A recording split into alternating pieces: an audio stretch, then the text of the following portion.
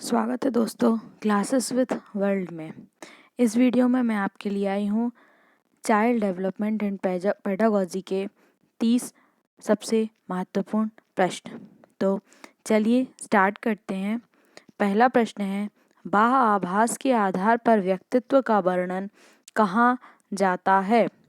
गहन दृष्टिकोण, बी सतही दृष्टिकोण, सी मानकीय दृष्टिकोण या डी प्रेक्षात्मक दृष्टिकोण। तो इसका सही उत्तर हो जाएगा दोस्तों सतही दृष्टिकोण। बाहरी आभास के आधार पर व्यक्तित्व का वर्णन सतही दृष्टिकोण कहलाता है। चलिए दूसरे क्वेश्चन पर बढ़ते हैं। व्यक्तिगत भेद पाए जाते हैं बुद्धि स्तर में, अभिवृत्ति में, तीसरा है गतिवाही योग्यता में, या चौथा उपरोक्त सभी। तो इसका सही उत्तर हो जाएगा जो व्यक्तिगत भेद हैं वो बुद्धि स्तर में, अभिवृत्ति स्तर में, गतिवाही योग्यता तीनों में पाए जाते हैं। तो इसीलिए इसका सही उत्तर हो जाएगा उपरोक्त सभी। तीसरा क्वेश्चन है, चिंतन प्रारंभ होने के लिए क्या आवश्यक है? पूर्वानुभव, भाषा, तर्क, समस्या। तो इसका सही उत्तर है चिंतन प्रारंभ करने के लिए हमारे पास क्या आवश्यक है? समस्या आवश्यक है। चौथे तो क्वेश्चन पर चलते हैं दोस्तों। बुद्धि लब्धि सम प्रत्यय विकसित किया। पहला बिने, दूसरा रीड ने, तीसरा टर्मन ने, या डी कैटल ने। तो इसका सही उत्तर हो जाएगा जो बुद्धि लब्धि का संप्रत्यय है वो टर्मन ने विकसित किया था। पांचवा क्वेश्चन है, प्रगतिशील परिवार में बच्चे में अपेक्षाकृत कौन सा प्रेरक अधिक प्रबल है? संबंधन, जिज्ञासा, उपलब्धि, आक्रामकता। तो जो प्रगतिशील परिवार है उसके बच्चे में अपेक्षाकृत उपलब्धि का जो प्रेरक है वो अधिक प्रबल होता है। छठवां क्वेश्चन है, निम्नलिखित में से कौन सा पिछड़ेपन का कारक नहीं है? सामान्य बुद्धि का अभाव, शारीरिक दोष, विशिष्ट पिछड़ापन, स्वस्थ वातावरण। तो इसका सही उत्तर है कि जो पिछड़ेपन का एक कारक है वो स्वस्थ वातावरण नहीं है। उसके बाद सातवें क्वेश्चन पर चलते हैं दोस्तों। व्यक्तित्व का पहला प्रकारात्मक वर्णन प्रस्तुत किया मनन ने, सेल्डन ने, हिप्पोक्रेटस ने, या क्रेटल ने। तो इसका सही आंसर हो जाएगा सी। इसका सही उत्तर हो जाएगा दोस्तों सी। उसके बाद आठवां क्वेश्चन है, सामान्य एवं विशिष्ट कारक सिद्धांत। जो जी फैक्टर है और जो एस फैक्टर है उसका सिद्धांत किसने प्रतिपादित किया? ए अल्फ्रेड बिने, बी स्पेयरमैन, सी गिलफोर्ड, या डी थर्स्टन। तो इसका सही आंसर है स्पेयरमैन। उसके बाद नौवां क्वेश्चन है, तनाव को कम करने के अप्रत्यक्ष ढंग कहलाते हैं समस्या समाधान विधि, रक्षात्मक, यांत्रिकता, व्यक्तिगत विधि। उपरोक्त में से कोई नहीं। तो इसका सही उत्तर हो जाएगा रक्षात्मक। यांत्रिकता जो है वो तनाव को कम करने की अप्रत्यक्ष ढंग कहलाता है। चलिए नेक्स्ट। ब्लैंक मस्तिष्क की रचना तथा कृत्यों में विभेद का परिणाम है। तनाव, पिछड़ापन, डिसलेक्सिया, या इनमें से कोई नहीं। तो इसका आंसर है दोस्तों डिसलेक्सिया जो है वो मस्तिष्क की संरचना एवं कृत्यों में विभेद का परिणाम है। अगला क्वेश्चन है, जिन बालकों में बुद्धि लब्धि खालिस्तान है साधारणतः उन्हें मानसिक न्यूनता ग्रस्त की श्रेणी में रखते हैं। ए 70 से कम, बी 70 से ऊपर, सी 80 से 100 के बीच, या डी उपरोक्त में से कोई नहीं।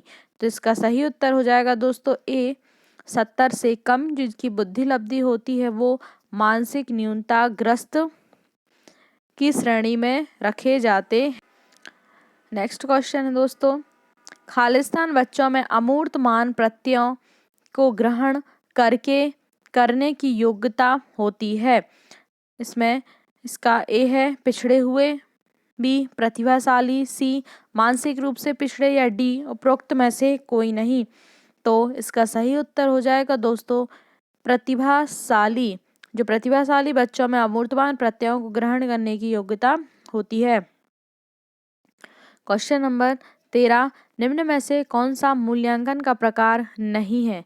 मानक, निर्माणात्मक, योग्यता, CCE। तो इसका सही उत्तर हो जाएगा दोस्तों मानक। अगला क्वेश्चन है, निम्नलिखित में से कौन सी सामाजिक रूप से वंचित की समस्या नहीं है? सीखने के लिए प्रेरणा का अभाव, सृजनशीलता को पोषित होने के अवसर नहीं मिलना, रहने के लिए स्वस्थ परिवार, विद्यालय में पक्षपातपूर्ण वातावरण का सामना करना। तो निम्न में से कौन सा सामाजिक रूप से वंचित समस्या नहीं है? तो इसका सही उत्तर हो जाएगा दोस्तों सीखने के लिए प्रेरणा का अभाव। शिक्षण प्रक्रिया में विद्यार्थी है आश्रित चर, स्वतंत्र चर, मध्यस्थ चर या उपरोक्त में से कोई नहीं। तो इसका आंसर है दोस्तों शिक्षण प्रक्रिया में विद्यार्थी आश्रित चर है। अगला क्वेश्चन है, RTE एक्ट 2009 के अनुसार शिक्षक हेतु प्रति सप्ताह कार्य घंटे हैं? A 40, B 42, C 45 या D 48। तो इसका सही उत्तर हो जाएगा दोस्तों 45। नेक्स्ट क्वेश्चन है, NCF 2005 बल देता है करके सीखने पर, रटने पर, समस्या हल करने पर, उपरोक्त सभी। तो 17 का आंसर हो जाएगा करके सीखने पर। नेक्स्ट क्वेश्चन पर चलते हैं दोस्तों, निम्नलिखित में से कौन सा मूल्यांकन के त्रिकोण का भाग नहीं है? A शैक्षिक उद्देश्य, B मूल्यांकन, C शिक्षण अनुभव या D अधिगम अनुभव। तो इसका सही उत्तर हो जाएगा दोस्तों C शिक्षण अनुभव। अगला क्वेश्चन है, क्रियात्मक अनुसंधान में महत्व के बारे में निम्नलिखित में से कौन सा कथन सही नहीं है? A उपभोक्ता की अनुसंधान करता है, B समस्या का हल शीघ्रता से प्राप्त हो जाता है, C समस्या का हल अभ्यास के लिए में लिया जाता है और उसका मूल्यांकन नहीं किया जाता है, या D उपरोक्त में से कोई नहीं। तो जो क्रियात्मक अनुसंधान के लिए महत्व के बारे में निम्नलिखित में से कौन सा कथन सही नहीं है? तो ये सारे कथन सही हैं, इसीलिए क्या हो जाएगा उपरोक्त में से कोई नहीं इसका उत्तर हो जाएगा।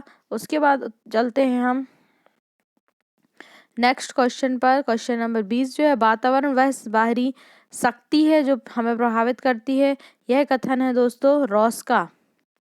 यह जो कथन है वो है आपका रॉस महोदय का।